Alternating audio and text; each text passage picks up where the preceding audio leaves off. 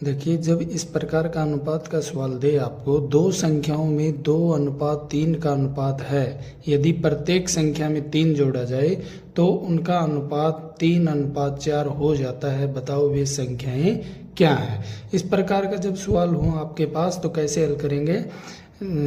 दो संख्याओं में 2:3 का अनुपात है, तो देखिए माना पहली संख्या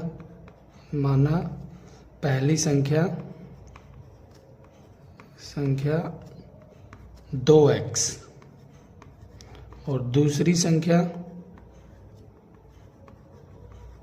कितनी है आपके पास 3x, और प्रत्येक संख्या में कितना जोड़ा जाए 3।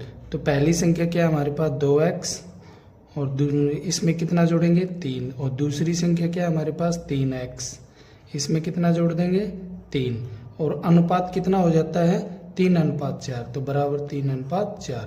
अब इन संख्याओं को गुणा कर दीजिए, करेंगे 4 दूनी 8x प्लस 4 3 12 और बराबर 3 3 9x और प्लस 3 3 9। x की संख्या एक तरफ लेंगे तो 8x बराबर की इधर ये संख्या आएगी तो -9x बराबर 9, और बराबर की इधर जब ये संख्या जाएगी तो -12। तो माइनस के 8x में -9x घटाएंगे तो माइनस का x बचेगा, बराबर इधर बचेगा हमारे पास -3। तो माइनस से माइनस कैंसिल, x का मान कितना आ गया 3।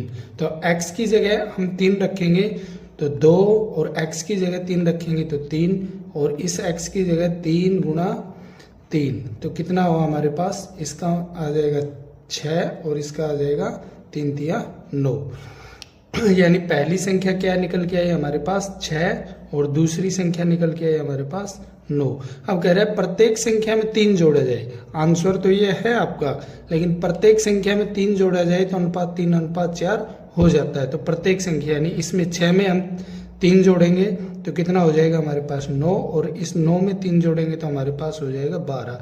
अब अनुपात कितना हो जाता है 3:4, तो काट दीजिए 3 3 9 और 3 चौक 12। इस प्रकार से आप जो प्रश्न दिया है उसका आंसर भी चेक कर सकते हैं।